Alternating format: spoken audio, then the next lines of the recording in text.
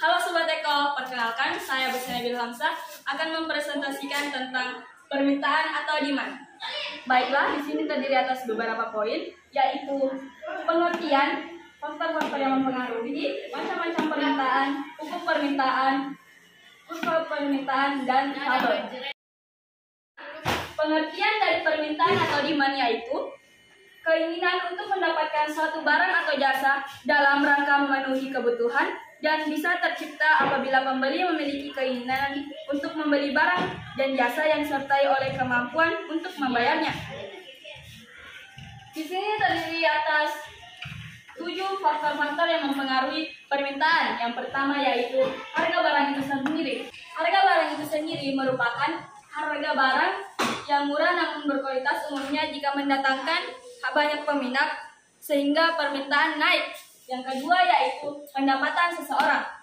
Sebagai total penerimaan yang diperoleh pada periode tertentu, dengan demikian dapat disimpulkan bahwa pendapatan adalah sebagai jumlah penghasilan yang diterima oleh seseorang untuk jangka waktu tertentu sebagai balas jasa atau faktor-faktor produksi dan juga konsumen akan membeli barang dan jasa sesuai pendapatannya.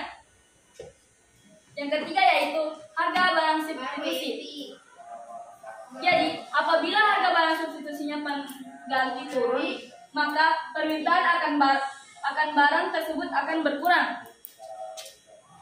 Tentunya, karena harga barang substitusinya terasa lebih murah dibandingkan harga barang tersebut. Namun, apabila harga barang substitusinya naik, maka permintaan barang tersebut akan meningkat. Berarti, hubungan antara harga barang substitusi dan jumlah permintaan barangnya berbanding lurus atau positif. Keempat yaitu selera masyarakat. Selera mempunyai pengaruh yang besar terhadap keinginan masyarakat untuk membeli barang-barang. Selera atau kebiasaan juga dapat mempengaruhi permintaan suatu barang. Selanjutnya yaitu yang kelima, yaitu intensitas kebutuhan. Berdasarkan intensitasnya, kebutuhan manusia dibagi atas 3 macam, yaitu kebutuhan primer, sekunder, dan tersier. Keenam yaitu perkiraan harga masa depan. Apabila konsumen memperkirakan harga barang akan naik, maka konsumen cenderung menambah jumlah barang yang dibeli karena ada kekhawatiran harga akan semakin mahal. Yang terakhir yaitu jumlah penduduk. Pertambahan penduduk akan mempengaruhi jumlah barang yang diminta.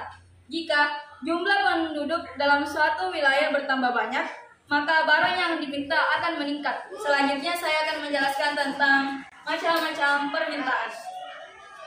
Macam-macam permintaan terbagi atas 2 macam.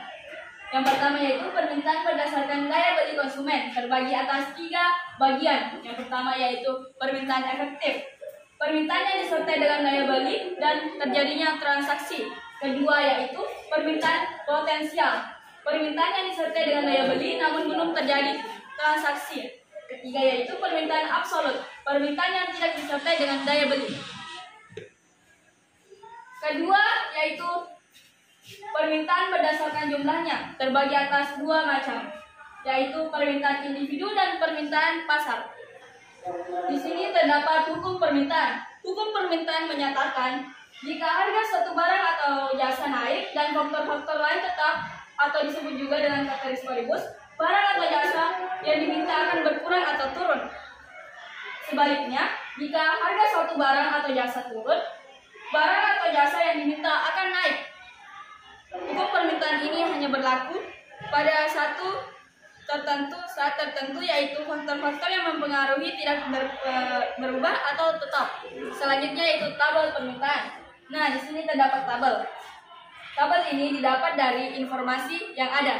Yang terakhir yaitu kurva permintaan. Pada waktu harga tinggi, konsumen cenderung mengurangi pembelian atau bahkan terdapat sekelompok konsumen yang tidak mampu membeli. Namun, dalam kondisi sebaliknya, yaitu pada saat harga turun, konsumen cenderung menambah permintaan atau demand. Itulah tadi hasil presentasi saya tentang permintaan atau demand. Sekian dari saya. Wassalamualaikum warahmatullahi wabarakatuh.